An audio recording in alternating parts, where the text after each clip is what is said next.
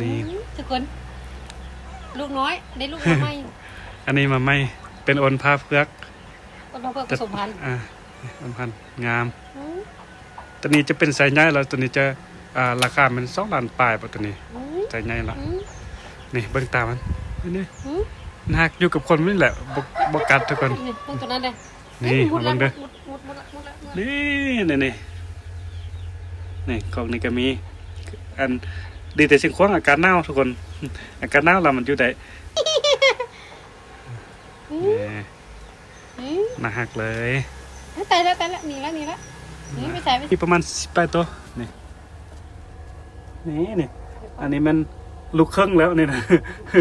ลูกครึ่งไทยลาวแล้วนี่นะอันตัวสิมุนๆนี่นะค่อยไม่เป็นพวกหลายขนาดนั้นอันนี้มันลดแล้วแต่มันลูกครึ่งไทยลาวสีขาวกับสีดำปนกันเอามาเสียงฮ้องนี่มั้ยเอาแม่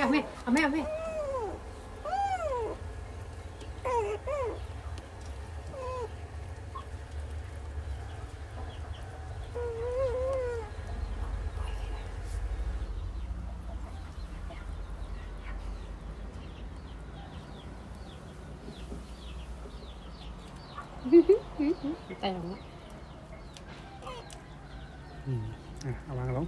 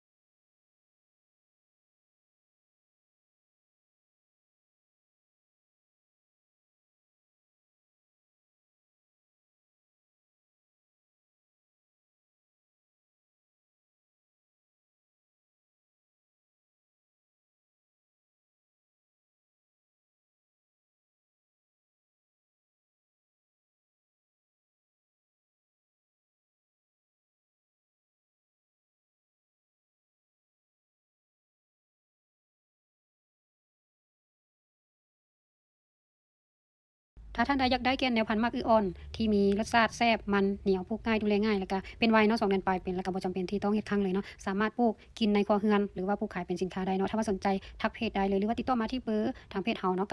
94246395สำหรับแนวพันธุ์แม่นมีพร้อมส่งเลยเด้อ